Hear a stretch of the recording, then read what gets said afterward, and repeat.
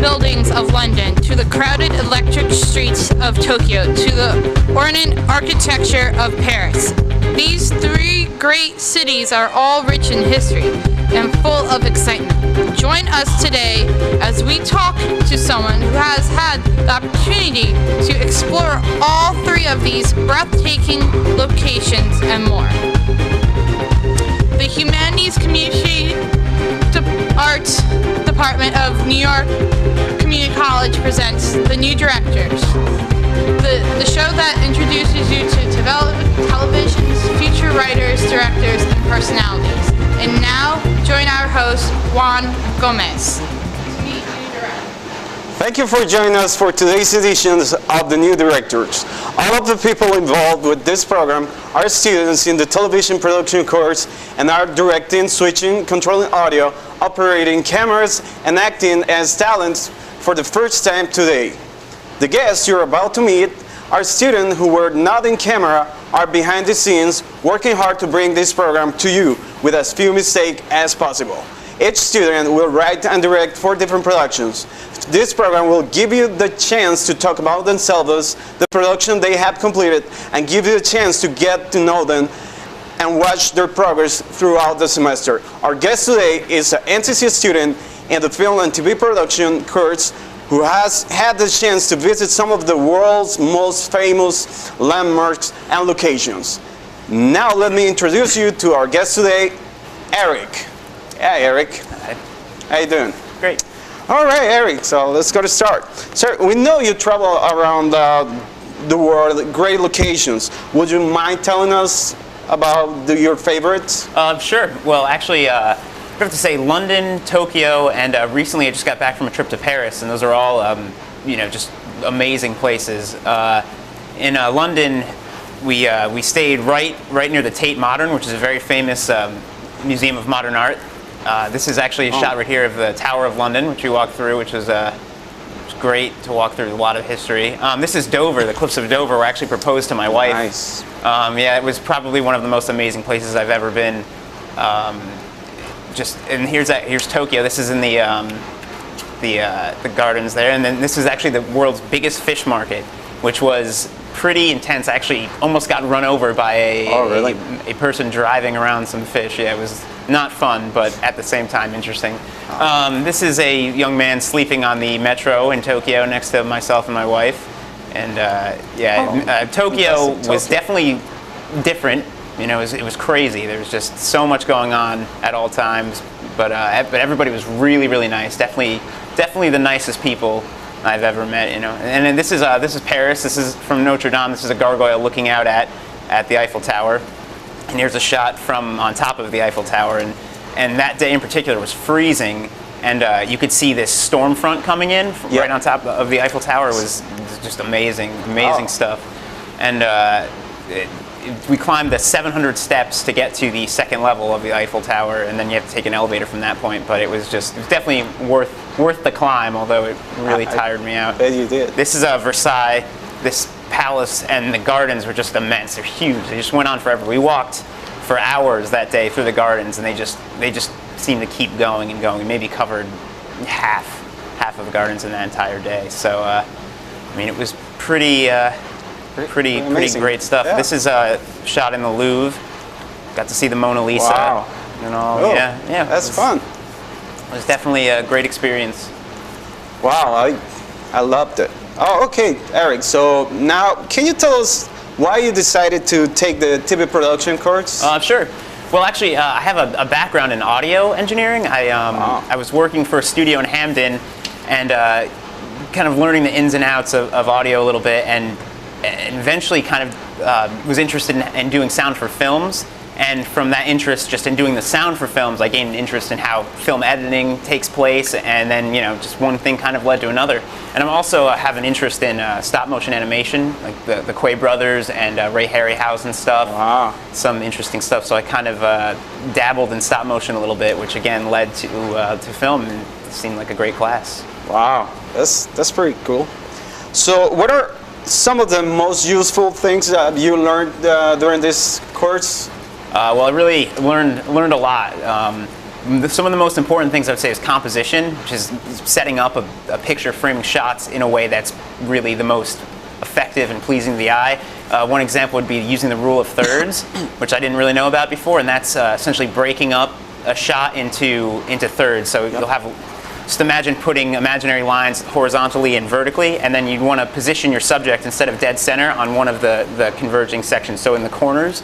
And that makes the shot a little bit more interesting. Also, I learned about the power of lines in an image, which I had no idea about at all. For example, S and C curves in a picture impart a feeling of grace, which I did not know at all, and diagonal lines impart a feeling of action. So those are all really important things. And my favorite thing I learned is really about how to control depth of field, which more specifically creating shallow depth of field. And you can accomplish that by either using the telephoto setting, having your camera set up close to the subject and having your focus set on the subject, or you can open the f-stop using a lower f-stop number. And that's wow, learned a lot. That's pretty cool. Indeed. All right, so can you tell us about the productions you created for TV1?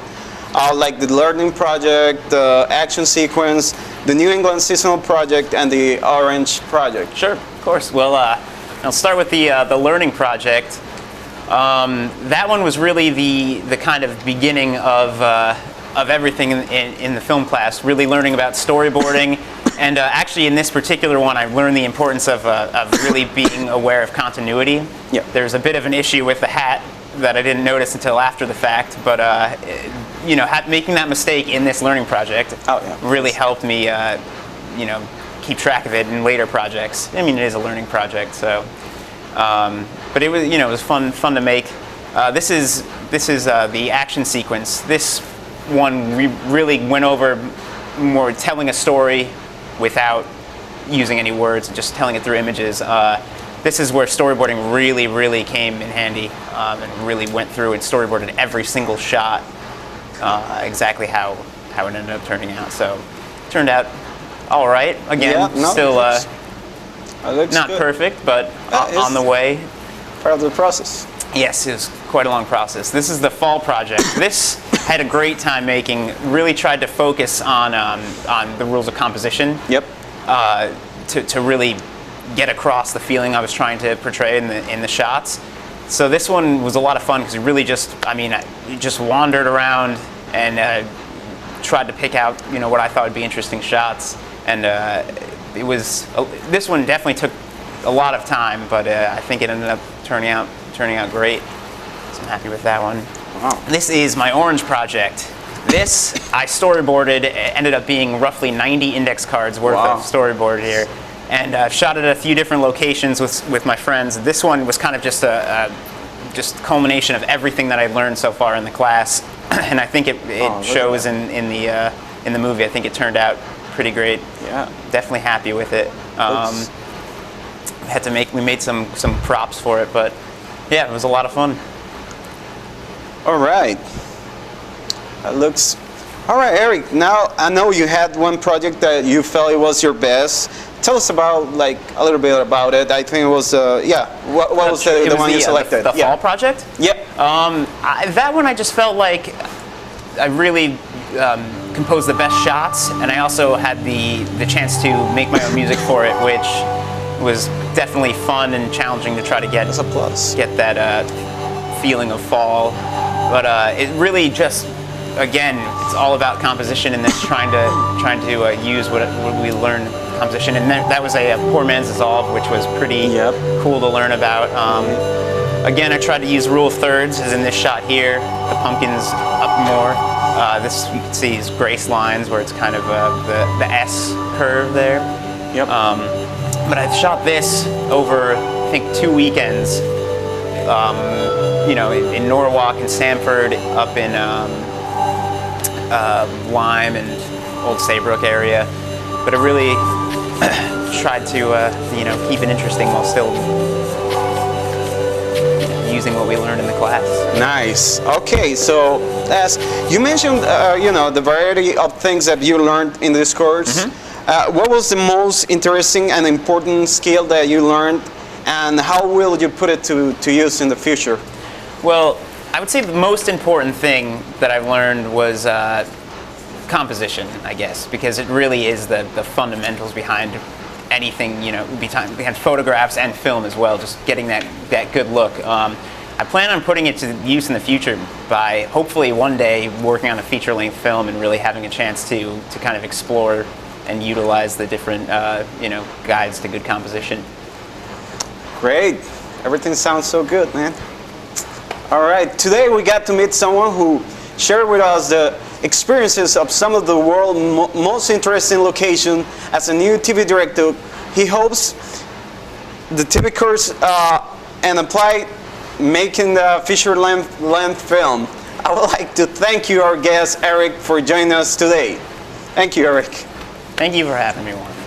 We hope you enjoyed meeting with some of the television's future directors, and we hope you will continue to join us each week to watch our progress. Thank you and good day.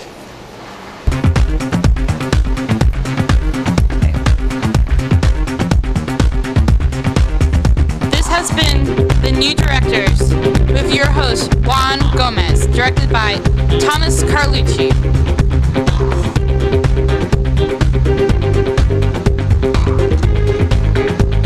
I'm your announcer, Claire Ferraro. The New Directors is a Newark Community College student production.